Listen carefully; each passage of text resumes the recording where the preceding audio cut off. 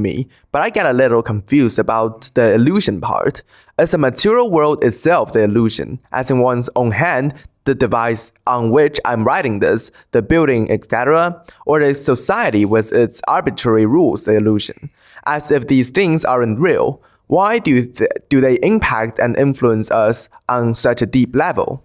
Thank you again, Professor. I didn't think I was very interested in history or geopolitical speculations until watching your courses. So I'm very grateful to you for living your truth and your family for inspiring you. Take care. Yeah, okay, so first of all, society is complete illusion.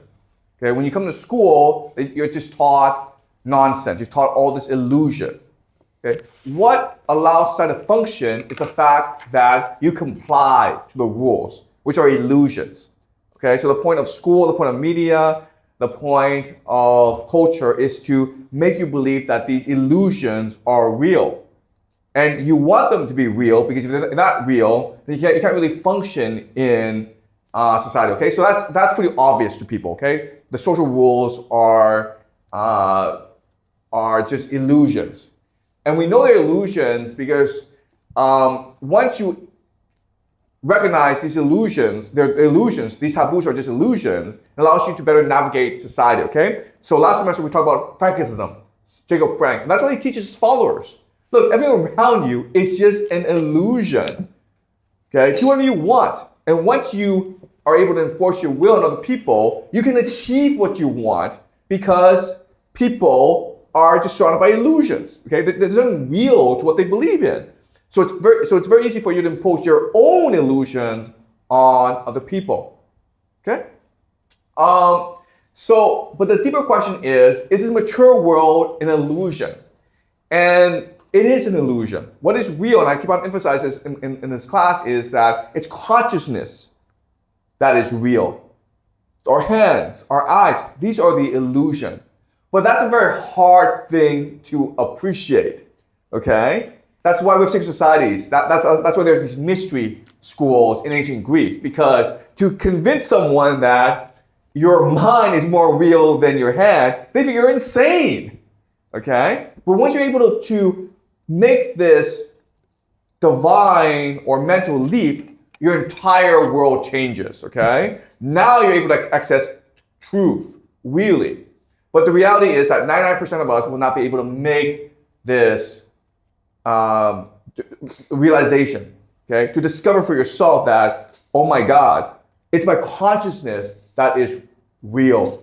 But everything I see around me, this material world, these buildings, this money, this wealth, it's all just a fake, okay? All right, I've been able to do so, but it's hard, okay? This is from Lazar. Yeah. Hello, Professor Jiang, a new subscriber here. Looking forward to reading more of your geopolitical analysis. I wanted to ask, are you going to maybe cover the future of Europe and Balkans in one of your analysis? It is a region that was the most unstable in Europe, at least in recent history. When talking about the big players, you also mentioned how the smaller regions and sub-regions relate towards Russia, China, US, like South American, parts of African, smaller Asian countries, etc. Recently, China has been kind of using Balkans as an entry into Europe with their infrastructure investments. Right after Trump's and Putin's visit to China, President of Serbia also visited China and received a medal from Xi, and only 12 other leaders received. Also, the visit was on the headlines of Chinese media too. Okay, yeah, so exactly right. The Balkans has historically been one of the most important and volatile regions of the world. So the Middle East is probably the most volatile. But the Balkans are also very volatile for very similar reasons, okay? One reason is just the geographic necessity of the Balkans. It is an access point to many continents. Second is the religious conflict in the area. You have many different religious groups fighting for control over that area. And the third is the historical animosity built up over the centuries of conflict. So we can expect that the conflict between Russia and Europe will converge again in the Balkans. But I don't know enough about the area to comment specifically. Okay, I was expecting a major conflict to rise in that region as a proxy war between Russia and Europe. But the specifics, I don't really want to discuss, okay? Again, in the future, what I want to do is explore more of the world and really try to understand the different communities in this world. Okay. All right. Keep on going. Yeah. If Tucker Carlson left Fox over the 2020 election domination trial and you say Maduro was captured to testify that they helped rigger the 2020 election, what did you and Tucker discuss off air after he got emotional? Thought on Larry Johnson and other CIA agents and boomer analyst criticism toward yourself. And I agree, your great books list is great, but more sources and any channels you recommend would be great. Seems you draw or are tapped into a similar vein as simulated Leviathan in regard to the links between Kabbalah, Hollywood, and AI. Thanks again, Professor. Love your work. Looking forward to seeing your next chapter. Best of luck. So I was on Tucker Carlson's show a couple months ago, and he got very emotional because I think that he is an American patriot. I've always admired and respected Tucker Carlson, even though politically we don't align, okay? He and I will disagree a lot on politics, but I admire the fact, and I respect the fact that he loves America, and he's fought very hard to protect what's best about America, especially its civilization, especially its culture. And he's been very consistent about this, okay? And so for a few minutes, when the show ended, we discussed the fact that American culture is being erased, how the very essence of American civilization, what made America great, was really Christianity and European civilization. And because of DEI, because of immigration, a lot of this being eroded. And that's a very bad thing for America. And I agree with that. So what I admire about Tucker Carlson is that he's been very principled in his viewpoint, and he's been fearless and courageous in fighting for what he believes in, including maintaining American civilization, which is Christian and white and European.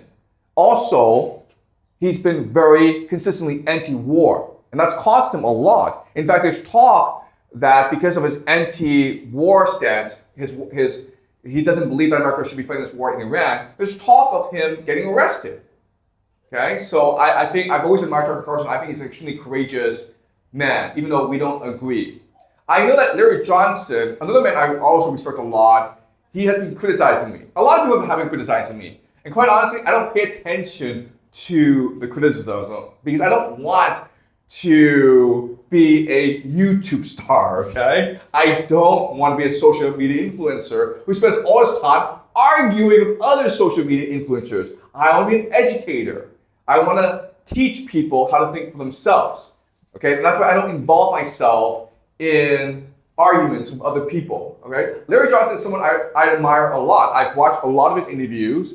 I agree with a lot of his sentiments. I don't know what he said about me, and quite honestly, I don't care. Okay, the fact that he doesn't like me, the fact that he criticizes me, doesn't really impact the way I perceive him. Because what I care about are opinions.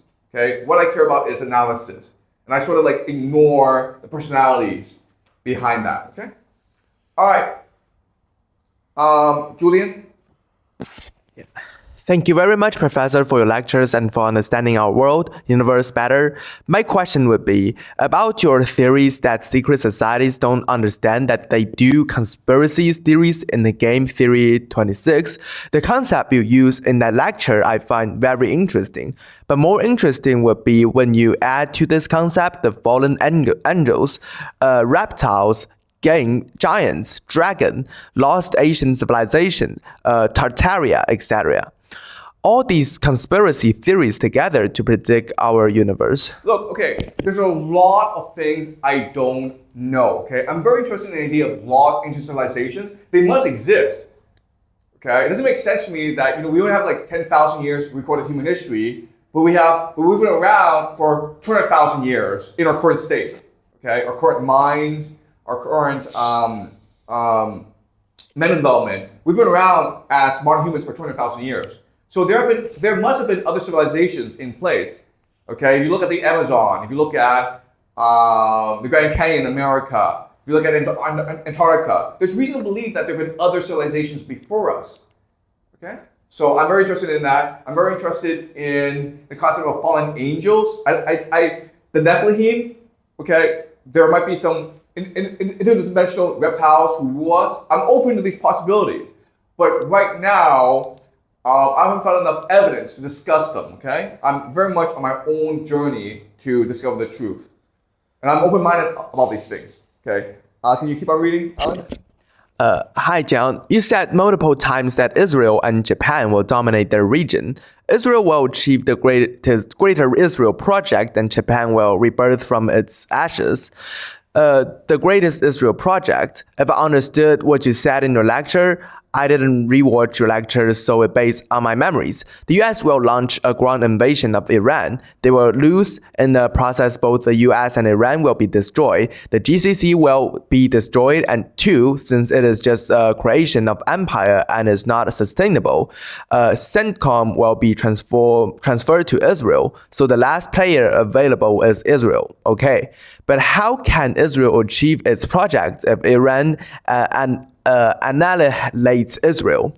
For example, by destroying alienation plants or energy infrastructures, etc.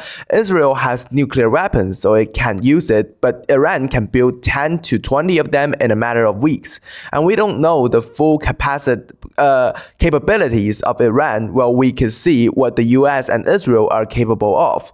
We can also add that Israel is energetic, has high fertility rate, etc. But it doesn't really matter if the country is wrecked. So I'm perplexed about your take. Okay, I don't understand why Iran wants to destroy Israel. Iran wants to survive. Iran wants to remove the United States from the Middle East. Iran wants to unite the Muslim world. Those things make sense, but why would Iran want to destroy Israel? For what purpose? I don't understand that. Just because of animosity? That's not how geopolitics works, guys, okay? That's a very specific reason for why Iran want to destroy Israel. If you look at what's happening, Iran is directing most of its attention against the UAE. Why? Because the UAE, from the Iranian perspective, it is an abomination, okay? It is sacrilege, what the UAE is.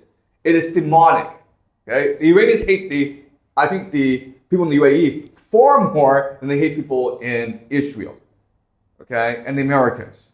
So I don't understand why Iran would want to destroy Israel. Also, why would Israel want to use a nuclear weapon against Iran? For what purpose? Yes, I understand that if Israel were to nuke Iran, Iran could build nuclear weapons and then go nuke Israel.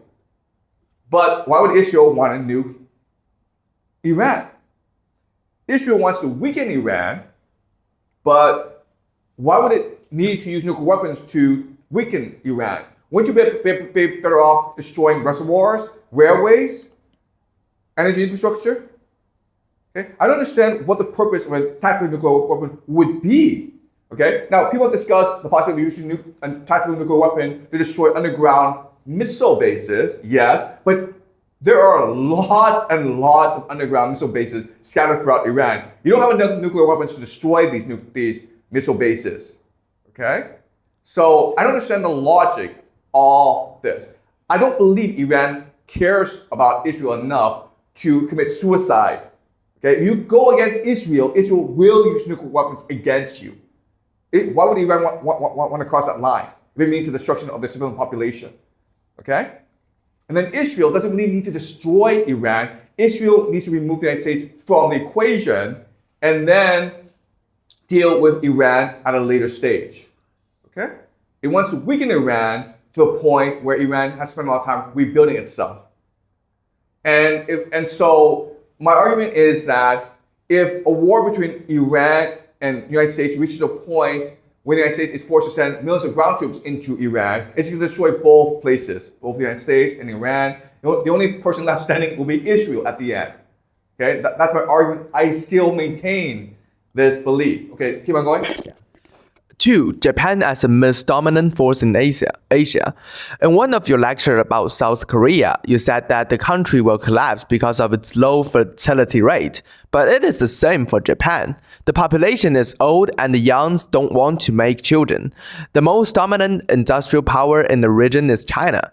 Okay, China is an hallucination with low fertility rate, obsessed with money, no Okay, I understand. Yeah. Okay, all right. So, when I make predictions, I look at several factors. One factor that I look really closely at is resilience. Okay, so if things stay the same, yes, I understand China will dominate, Japan will decline. But the thing about history is that there's always change.